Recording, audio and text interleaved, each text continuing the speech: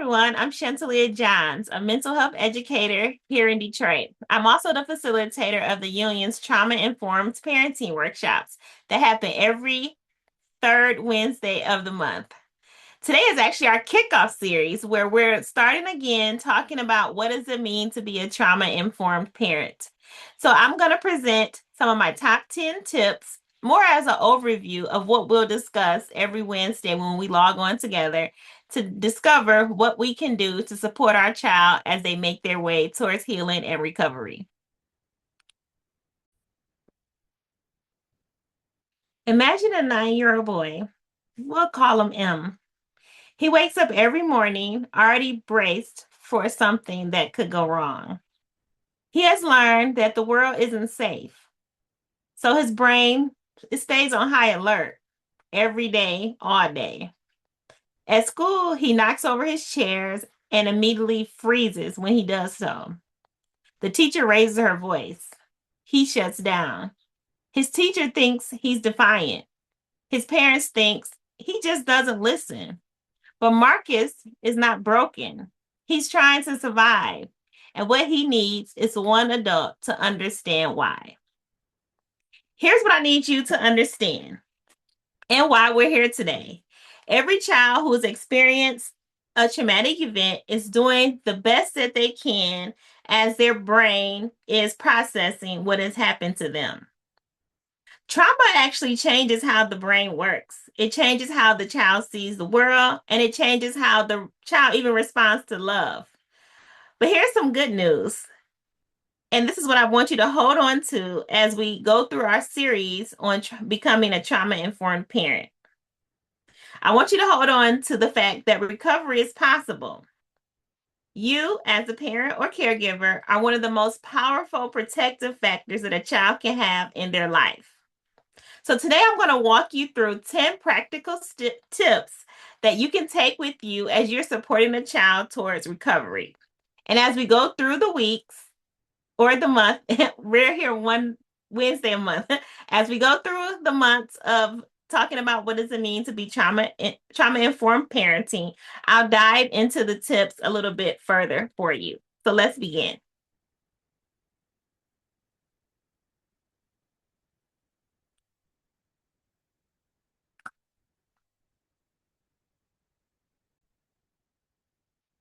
A mother once told me that she thought that trauma only happened to other people.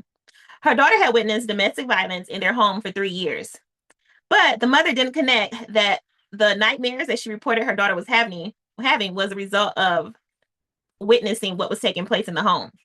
So for a long time, the mother said, I think she just needs to get over that, not connecting that what she was bringing her daughter to care for was actually a result of what the daughter had experienced in the home. When I began to educate the mother on what trauma is and how it can impact us, it was like an eye-opening moment for her. And she realized that she needed some tips and strategies to be able to support her daughter. And that's when the work between her and I began. So my first tip for you is really understanding what trauma is. Trauma is an emotional response to a distressing event that overwhelms a person's ability to cope. When we think about it, when we go a little bit deeper, it's really our body's reaction to keeping us safe. Our brain is doing exactly what it needs to do when we're in a distressing event. All of our alarm systems go off because our brain is trying to keep us safe. So it's not necessarily what the person is experiencing, it's how their body is responding to it. And we want to be able to support the responses that the child is experiencing when we're talking about being a trauma informed parent. So according to SAMHSA, they talk about trauma as being any life event that causes us to feel unsafe, or it threatens our physical or emotional safety. And when someone experiences a traumatic event, it can impact every area of their life. So their physical, their social, their emotional, and their spiritual well-being. So when we're becoming a trauma informed parent, we're recognizing that these experiences that our child has encountered can be distressing in a lot of areas of their life.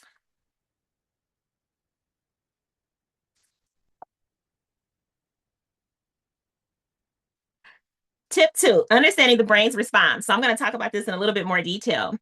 Think about a time when you were startled or you saw someone being startled. Maybe they were startled by a car horn, a loud noise, some thunder that was happening in the middle of the night. For a split second, someone's heart may start to race, their body may become tense, they even stop thinking. What they're doing is focusing on what has startled them. So they're reacting to what's taking place. Now imagine that response, and maybe you've experienced or you saw someone experience. Imagine that that reaction is happening to someone every day, every hour. A lot of times that's what happens to a child's nervous system. They're staying in that reactive state every day, every hour. So when we're becoming a trauma-informed parent, we're realizing that when the brain senses danger, it bypasses thinking completely. It goes straight to survival mode. So that fight, flight, freeze, or fawn that we've heard about. This is not something that we choose. It's an automatic response. Remember, I talked about how our bodies are wired that way to protect us when we sense some kind of emotional or physical danger that's happening to us. So this means that our amygdala, the brain's alarm system, goes into gear, and the prefrontal cortex, where logic lives, sort of gets pushed to the side because we're trying to respond to what has taken place. So sometimes when you see a child explode or shut down or run away, it's not always because they're trying to misbehave. It could be times when their body is trying to survive. They're going into survival mode. So I hope when you hear this, this begins to shift your perspective and you start to realize that what you may see in a child's life has more to the story than what's in front of you.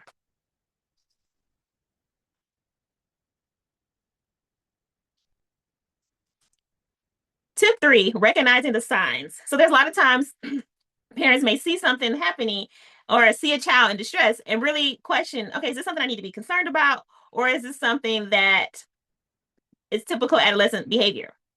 I even hear teachers talk about this. I had one teacher talk about how they felt like one of their students changed overnight, meaning they used to raise their hand and be active and participate in the class. And then a change occurred where they started to shut down, stare at the wall, not participate. At that moment, the teacher didn't really know what to do, but she had a conversation with the parent and realized that the child's grandmother had passed away. So the child couldn't be as engaged as they wanted to be in the class because they were experiencing grief. They were experiencing the loss of their grandparent, and they were experiencing it in silence. They started to withdraw, not be themselves. So when we think about knowing the signs, we do look for change. So has there been a certain change that can signal that something may be distressing that the child is maybe internalizing or thinking about or replaying in their mind? So we can also look for emotional changes as well. Perhaps the child was once a bubbly child and now they are suddenly having a lot of crying spells or anger outbursts. Sleeping problems may occur. Maybe activities that the child once loved, they don't love those anymore. And so when we see those, we have to look at those signals as a child communicating something to us. We have to listen with our eyes. We have to listen with our ears. We have to we have to see with our eyes, listen with our ears, see what's going on, and be able to respond, say something, ask the child, is everything okay? Do you need a space to talk about something that is distressing to you?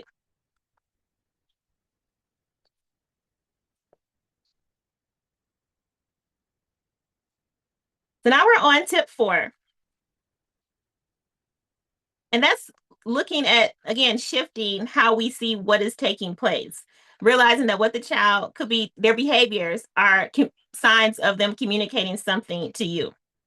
You may have heard this shift in questioning where they move from asking what has happened, or I'm sorry, moving from what's wrong to what's happening. And that's where tip 4 lies. I want you to start to realize that the behaviors and the things that you're seeing in the child is communicating something that has taken place. And we want you to be able to be brave enough to ask questions, be curious, lean into curiosity, lean into compassion. That's what it means to be a trauma informed parent.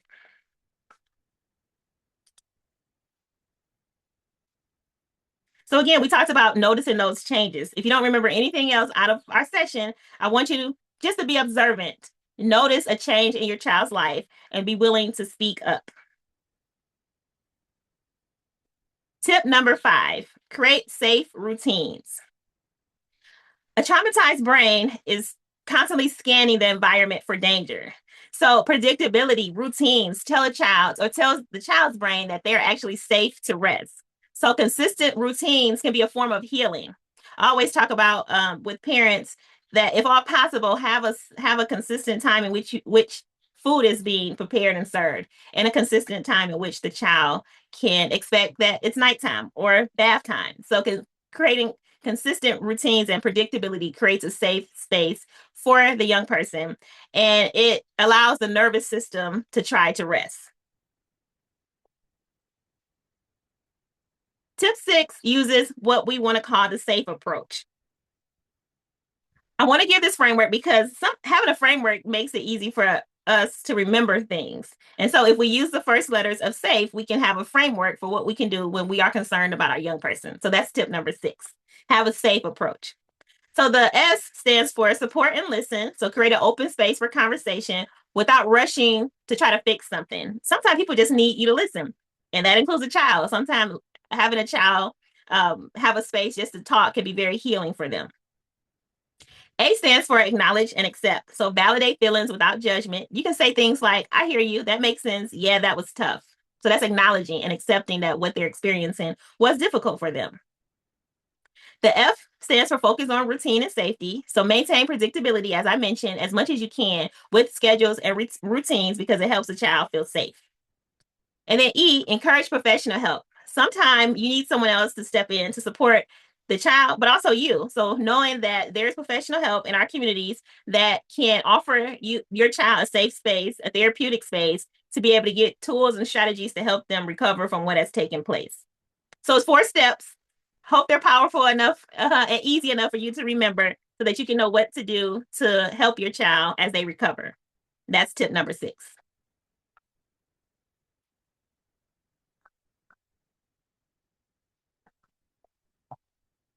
So tip number 7 is all centered around you. So be that one trusting adult. Research tells us that something remarkable happens when a child who is trying to survive from something difficult that has happened to them has at least one adult in their life who can offer them support. Almost universally, we all need one person that we can go to when we need time to just talk about things that have taken place. So for a child, it can be a parent, but it can also be a grandparent, a coach, a neighbor, a teacher, someone who has the time and is willing to listen and let the child know that they see them. They know that those things were hurtful and encourage them to have the space they need to be able to process what has taken place. And also with that close adult, and for them to be trauma informed, they are creating a space where triggers are minimized. And we'll talk more about triggers in a future Wellness Wednesday session. So hopefully you want to be that one person in a child's life where they feel safe with you to be able to talk about things that may be happening or have happened to them that has caused them distress. And if you can't be a consistent person of support, remember the E in our safe approach, and that's you encouraging appropriate professional help.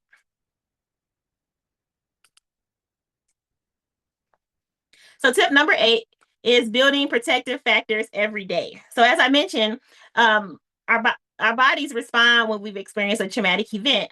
And there are certain risk factors that increase the likelihood of someone really experiencing reactions to what has taken place. But the good news that there's also protective factors. So the protective factors that I mentioned earlier about the consistent home routines, creating safe spaces, non-judgmental safe spaces for the young person to talk, but also, there's more. So there's lots of protective factors that you can incorporate to be able to support a child being a trauma-informed parent. And some of the ones I didn't talk about was encouraging self-esteem, great, self-esteem, helping the child understand what strengths they have, what things around them that can bring them joy. You also want to encourage the young person to be able to be a part of something, have that sense of belonging. The union is a great place for young people to find their community. But there's other places in our community as well that you can encourage a child to connect with so that they can have that sense of belonging, that sense of safety, that sense of feeling like that I belong to something, that I'm more than what has happened to me. You also want to be able to encourage problem solving. So again, when you're letting that child talk about things that have happened to them, encourage them to ask, what do you think you could do about that? What are some helpful things that have worked for you in the past when you're feeling down? Sometimes when I ask that question, a child may say, "Oh, I like to listen to music," or "I like when my emotions are intense, I'll listen to music and it helps me relax." So you're encouraging the child to tap into their strengths, to problem solve, to think about things that they can do to bring them joy when they are triggered by their environment. After a traumatic event, because we know that even after something happens, our body can respond based on our senses. So things around us can trigger the body to think that we're not safe again. And so you have to put in effort to try to minimize triggers. Or if someone is triggered, have some sort of coping strategy that they use to help bring their bodies back to rest and calm. And just know those small acts that you don't have to be perfect. Small acts that you do, consistent acts that you do, add up and help the child feel like, yes, someone sees me and someone wants to help me move towards recovering from what has taken place. So, one of my favorite tips, tip 9, is to make space for play and mental health breaks. So, a lot of times, we can be so serious and not realize that those moments of breaks can be so healing for us. Those moments of play, like maybe taking a dance break, maybe going for a walk together, roller skating, something that brings someone joy, brings a child joy, can be very healing for all of us. So don't forget about play. Don't forget about doing things that make us laugh and gets us to move in our bodies, because those things can be healing for us, be healing for not only the child, but for the entire family. And what I like about Detroit is we're not short of fun outdoor things to do that can bring joy. So hopefully, as you're thinking about ways in which you can help your child towards recovery, you're doing your searches and realizing that there's lots of things happening around the city, low cost and even free, that you can do with your family as a way of supporting you all after something has taken place. And this is just my reminder of to have fun and connect and take breaks and just realize you are enough. You're worth it. Your child is worth it. Your child is worth those small acts of love and kindness that you can give to them so that they can progress on into adulthood and be those fabulous adults that you have always wanted them to be. So remind them that they're enough. And last but not least is my last tip, and that's reminding you that help is out there. If your child is, you've tried all the things and your child is still not recovering, or they're having a lot of responses to their environment, seek support. Start with therapy. There's different types of therapy that people respond to: individual therapy, group therapy. So try to connect that person to a professional that can be a part of the child's healing journey, because that doesn't mean that you give up what you're doing. You just add a professional who can be there to support the young person, because we know recovery is possible, and we know it takes a village sometimes for us to raise a thriving, healed child. So don't feel bad or ashamed about you or your family needing professional help. And that's tip number 10.